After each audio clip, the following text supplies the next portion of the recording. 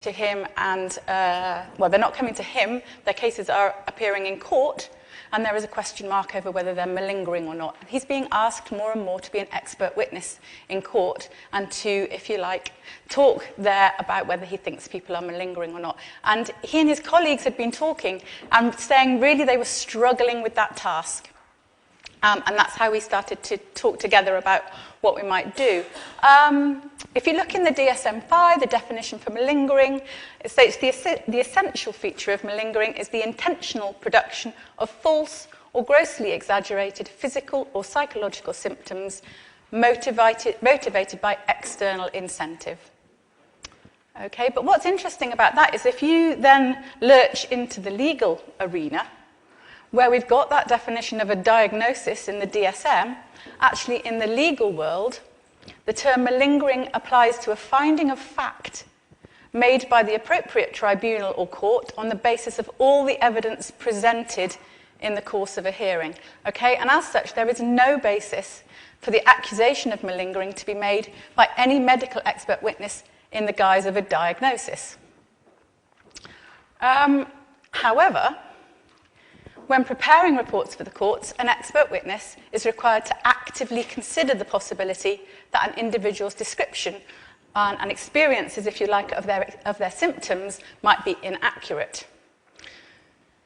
And the Ministry of Justice last year stated that experts are instructed that the opinion they provide can be expressed finally and without qualification.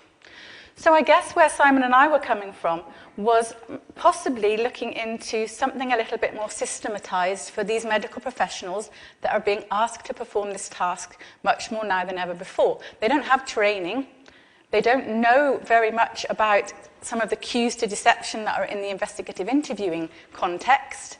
And so Simon and I were interested, and I liked the way that Mark Frank put it earlier this morning. We were looking to inform the quest for information, if you like. So the aim of the study was to evaluate the utility of a checklist that we put together that might help medical professionals with this task of deciding who might be malingering and who might not. And we were pulling from both literatures. So we're pulling from the malingering literature, but we were also very much looking at the investigative interviewing and lie detection literature, which I'm presuming that a lot of you are familiar with, especially after some of the talks through the day today. I have to say that in our checklist, we disregarded all non-verbal cues. Okay, and our reason for doing that is that, and I think you've had a flavour again through the day, is that where we do find differences in non-verbal behaviours between truth-tellers and liars, they're extremely small and difficult to spot. And also, we don't have access to the mocap bodysuits or to be poring over video footage and looking for microfacial expressions when we are medical practitioners in an interview scenario, or actually, come to that, even police officers in an interview scenario. Okay, these are interesting studies, but actually, when the differences are so small and we need technology to spot them, they're not very useful in a face-to-face interaction where we need to be making a kind of holistic judgment about the person we're interviewing. We did include pauses and response latency, and Beth's just done me a great favour because we looked at the CBCA and the reality monitoring. And I very much agree with Steve, who mentioned earlier, that CBCA needs to be mixed up a little bit. Okay, it is now time, since 1964, when Udo Undeutsch came up with these criteria, they were systematised in the 1980s. There are 19 criteria there, and very, very often, some of these criteria do not ever differentiate between truth-tellers and those that are making up their study or inventing something. Okay, so what we did actually is we kind of made a start on that, where we were looking to see what was relevant to the medico-legal setting. So we used some CBCA criteria, but not all. We used reality monitoring criteria, but not all. We also used, as I say, some criteria from the malingering world. Now, this research is published in Legal and Criminological Psychology, and in the paper we go into a great deal of detail about this long, long list of criteria that we started with and how we eventually boiled it down to a shorter list. Okay, I haven't got any time today to talk about how we did that, but if you're all wondering, well, why did they just pluck out those criteria? I can talk about that afterwards. or it's in the paper.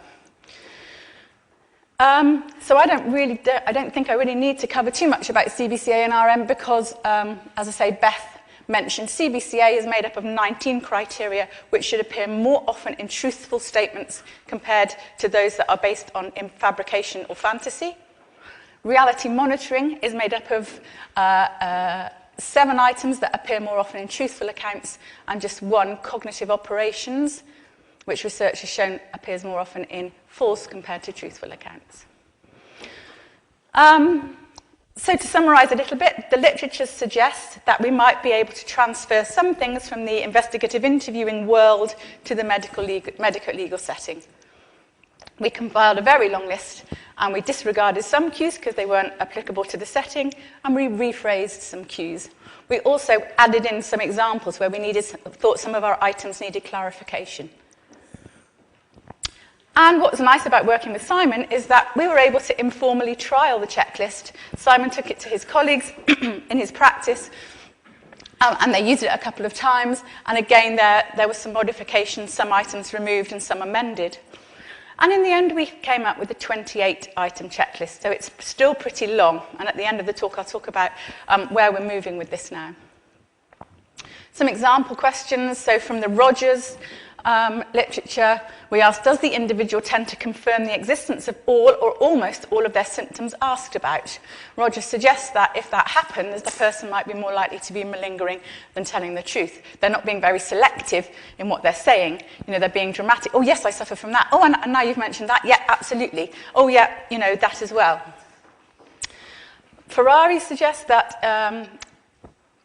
it might be likely that truth tellers expect their discomfort to last a shorter time or show significant improvement. So there, with the malingering, you go back to the incentive. We talk about the external motivation to be perceived as telling the truth.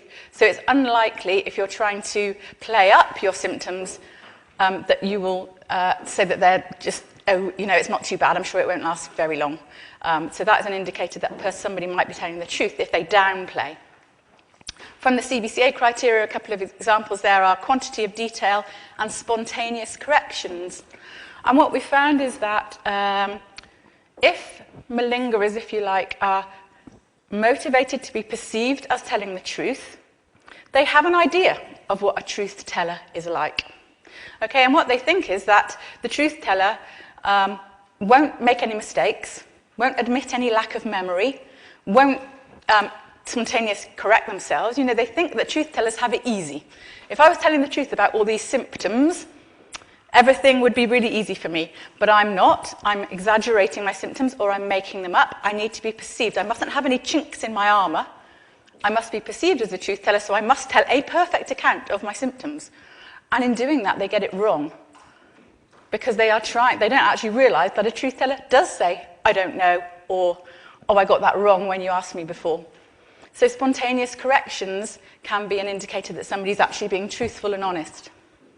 And from the reality monitoring criteria, just one example here, we took about temporal details. So we asked our evaluators to look and see whether the interviewees, their clients, were talking about their symptoms in terms of a time order or a duration as well. That would be an indicator that they were telling the truth. And just in terms of coding then, so the first item there of my example questions in bold, a high score indicated that that person might be malingering.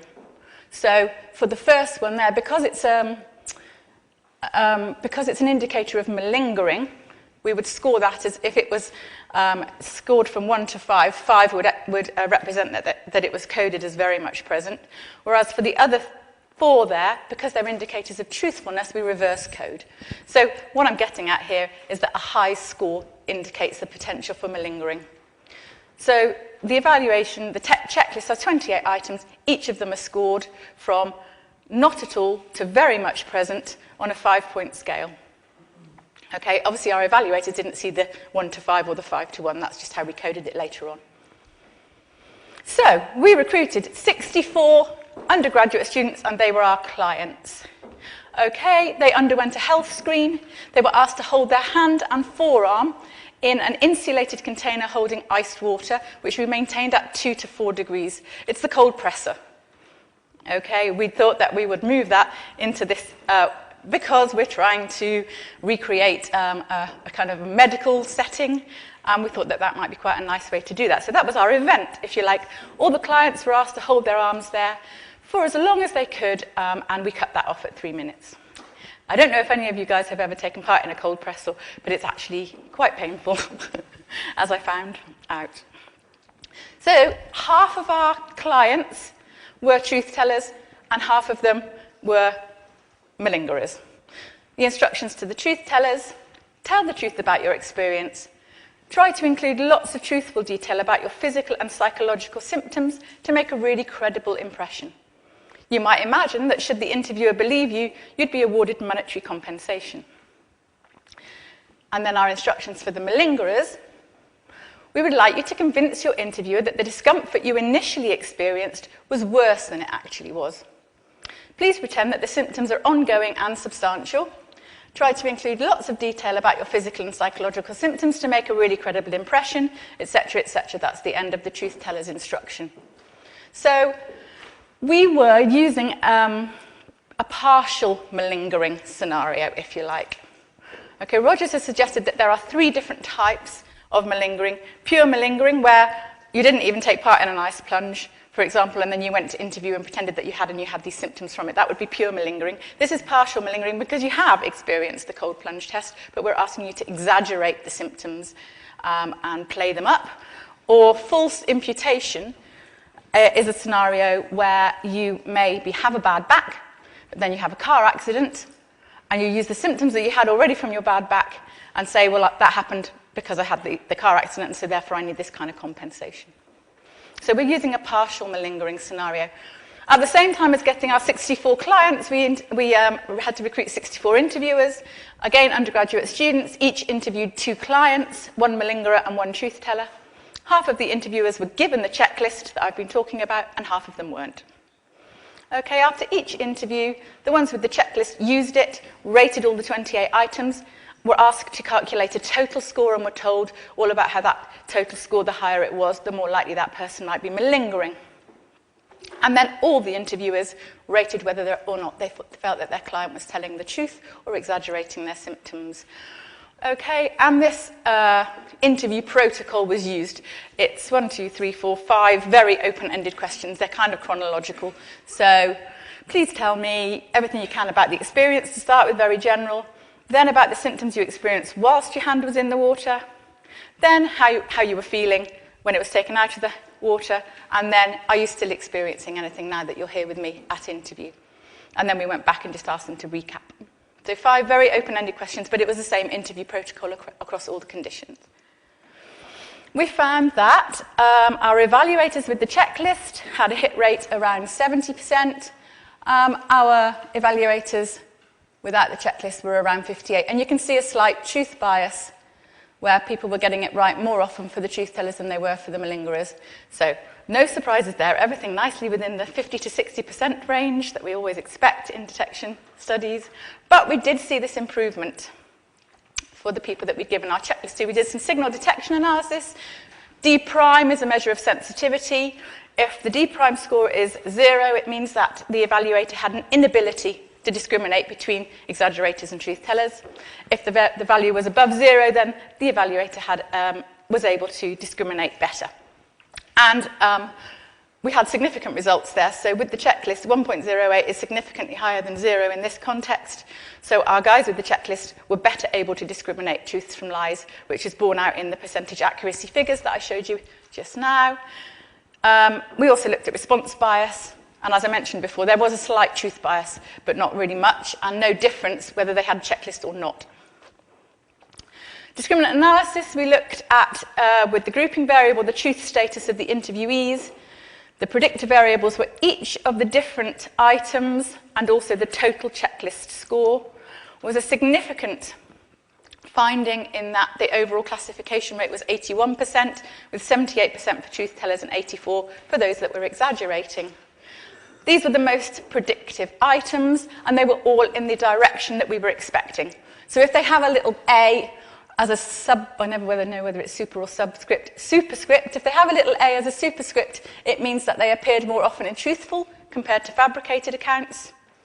If they don't have a little a, it means that they appeared more often in fabricated compared to truthful. Suffice to say, at this time in the afternoon, they were in the directions that we were expecting based on the literature from where we'd pulled the items. Okay, this is a color-coded thing which shows you that where the items that were most successful came from. So you can see that there were a lot of items coming from the malingering. 2 in purple came from the CBCA literature, and here's the checklist total right in the middle. Okay, so the conclusions are that evaluators given no checklist didn't classify the interviewees at a level significantly higher than chance. Those using the checklist achieved an overall accuracy rate of around 70%, 9 items significantly discriminated, and the total checklist score also significantly discriminated between truth tellers and those that were exaggerating their symptoms. Okay, so interesting, the CBCA and the RM criteria were not as effective in this study as other items. We've had to think about that. There are possibilities, and it could be about this partial malingering scenario, because some of the theory behind CBCA and reality monitoring is that if you have experienced an event, you will talk about it in a different way from if you haven't experienced it.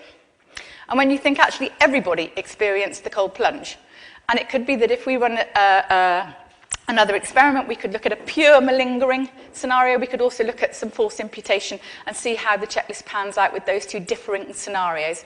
So the CBCA and RM criteria struggled with the partial malingering. We also were asking our interviewers, our evaluators, a really hard task. They sat in their interview, they interviewed, they walked away from it, they sat down, they were given the evaluation checklist, they looked through it, they had to remember the interview. CBCA and RM were designed for verbatim transcripts of interviews. So you can take that away, peruse it, get your highlighter pens out, do whatever you like, spend as long as you like on it, and spot these CBCA and RM criteria. Our task was much harder than that. Sit in an interview, remember what they said, think about these things, do you think they included them or not? And some of them are quite difficult to understand. It actually takes, in previous studies that I've run, a long time to train people to become experts in rating these kind of criteria. They're not that straightforward. This year, we ran an extension study, and so we had 4 groups of evaluators. We used a checklist which just had our 9 predictive items that I showed you the list of. We compared that with evaluators that just had the 9 least predictive. So if you like, the 9 worst items from our previous study, because there's this huge motivation factor which we need to check out. It could be in the study I've just presented, the evaluators with the checklist were like, hey, I have a tool to help me. I'm going to try harder. I'm going to think about this more. I'm just going to focus more on this task. And, oh, I got it right significantly more often than the guys that didn't. Okay, so we need to check that out. So we've run this study, we've run the 28 items again, and then we've run a control group. I don't have the results of that yet, but that's just been finished. We're also planning, and I was pleased to see that it was in Steve's top 9, a manipulation of incentives. Okay, ours was a really weak incentive. It was very, lab. Imagine that if you're successful, you may be awarded a monetary compensation. This does not replicate real life. Our motivation, our stakes were not that high. And we need to explore it in the real world. So it's never our intention that such a tool might be a form of psychometric test. Instead, that we suggest that simply using the checklist could offer the courts some reassurance, and I think this is a key point.